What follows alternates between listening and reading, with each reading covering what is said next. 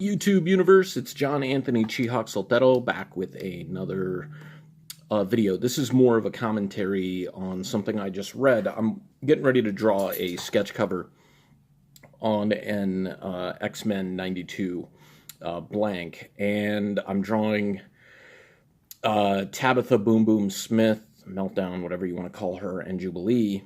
And so I wanted to get a scale of like how tall each of them were for, a pose so that one doesn't look, way taller than the other.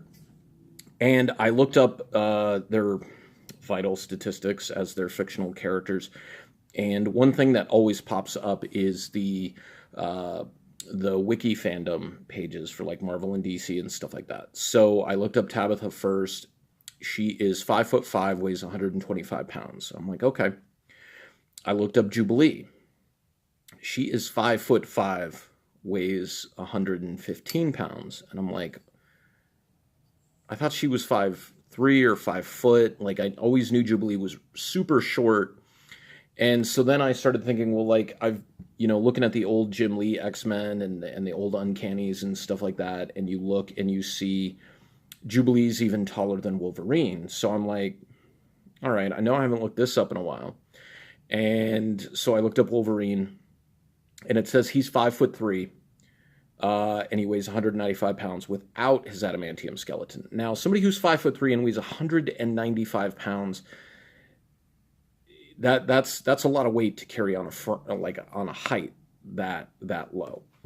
He's 300 pounds with the adamantium skeleton, and then it starts to describe like his powers and abilities and everything, and it says he's got 3 in each arm, foot-long, retractable adamantium claws that are stored in his forearms. And me being an art student and working on art, I just happen to have my ruler with me, and I started thinking to myself, I'm 5'10", and I don't think my forearms would hold foot-long retractable metal claws in them. Let's just say it was a fictional universe or that was even possible.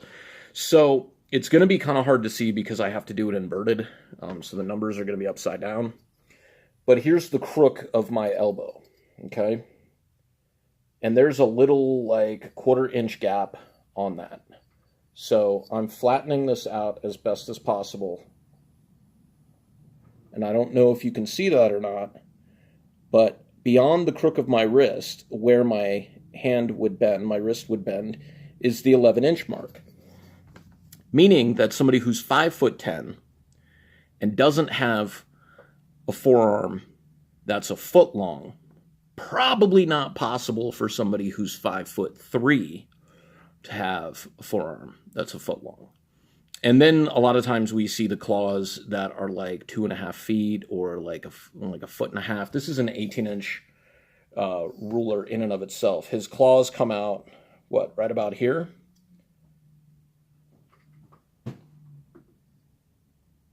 Does that seem about right for how far they come out?